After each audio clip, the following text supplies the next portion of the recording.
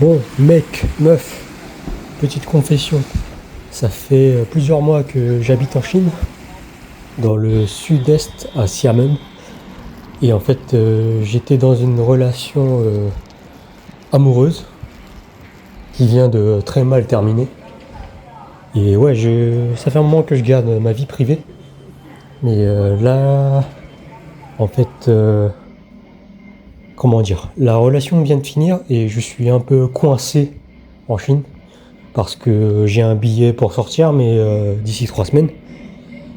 Et en fait, là, j'ai deux choix. Soit je me lamente sur moi-même, je me dis que j'ai une vie de merde, que je suis une merde.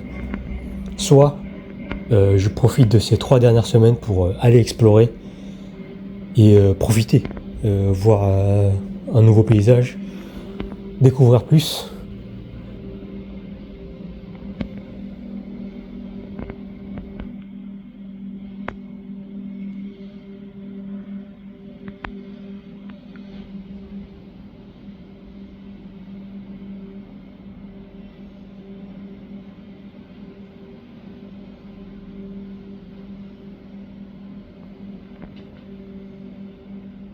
Voilà, j'aimerais partager un peu tout ce qui m'est arrivé ces derniers mois, mon expérience de la Chine, le vrai du faux. Parce qu'on dit beaucoup de choses sur la Chine, il y a plein de choses qui sont fausses, il y a des choses qui sont vraies. Et ouais, on va partager tout ça.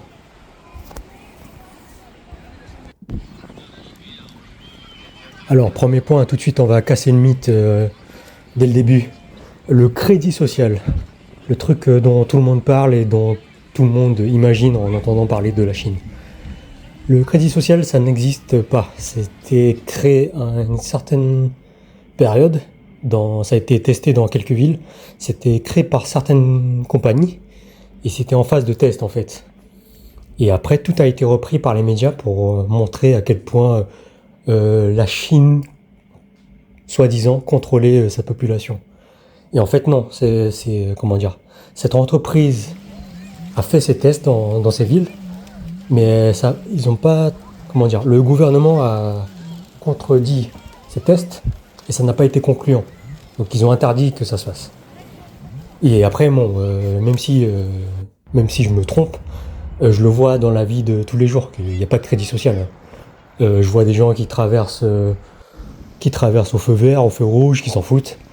T'as des gens qui crachent par terre, t'as des gens qui poussent. Donc il n'y a clairement pas de contrôle et de note des individus. En tout cas pas dans la vie de tous les jours que je vois. Est-ce que les Chinois sont mal polis? Alors en restant là plusieurs mois, j'ai une vision plus mitigée sur cette question.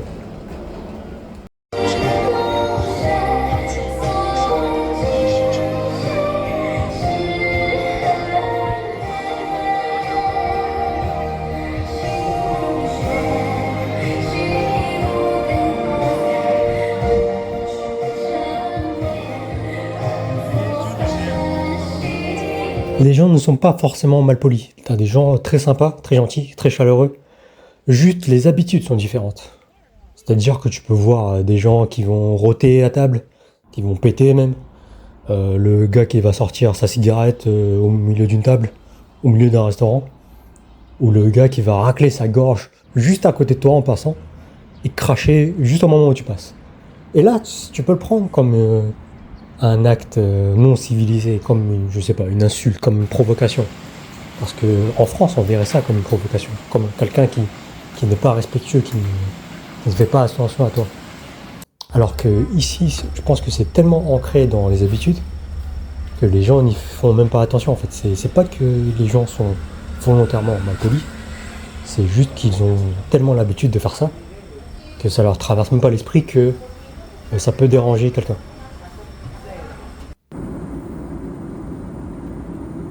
Alors attention, je dis pas que c'est une bonne raison non plus, hein. Je suis le premier à détester les odeurs de cigarettes.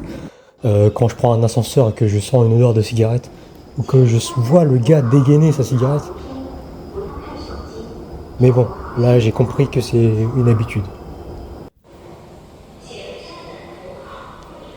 J'ai été plusieurs mois dans une relation là et je sais pas, je me sens un peu con en fait, parce que peut-être que Au fond, quand on commence une relation, on voit tout de suite dès le début en fait s'il y a des trucs qui vont pas, des indicateurs, des précurseurs de choses qui vont pas aller, des choses qui nous dérangent dès le début. On peut se voiler un peu la face en se disant ouais j'accepte ça, ça va passer, parce qu'il y a d'autres qualités derrière.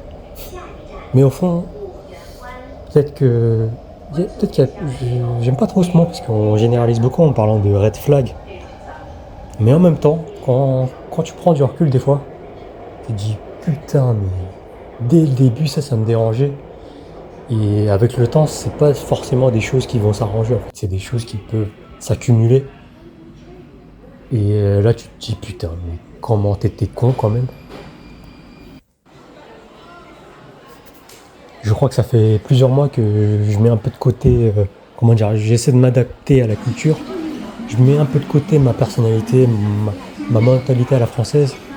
Et ça fait peut-être que j'ai un peu, comment dire, perdu un peu une partie de moi en fait.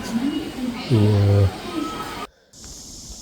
comment dire, c'est un peu normal de s'adapter quand on va dans un autre pays, s'adapter à la culture et ne pas venir en tant que Français ou en tant que son propre pays et imposer sa mentalité. Et en même temps, c'est aussi important de garder sa personnalité et ses valeurs, de ne pas tout remettre en question et pas tout jeter à la poubelle. Et l'impression que j'ai maintenant, c'est que j'ai tout mis de côté plusieurs mois pour ensuite être rejeté. Donc, comment dire, il y a une grosse colère en moi en fait. Et en même temps, c'est comment dire, c'est peut-être une grosse erreur que j'ai faite. On apprend beaucoup de ces erreurs. Je pense que chaque relation nous apporte. Euh, j'ai des défauts de mon côté et peut-être que ça me permet de mieux les comprendre. Et en même temps, je pense que, comment dire, la première étape pour réussir à changer ou trouver la bonne personne, c'est bien comprendre comment on fonctionne, comment dire, bien le conscientiser en fait. Ce que la plupart des gens ne réussissent pas à faire.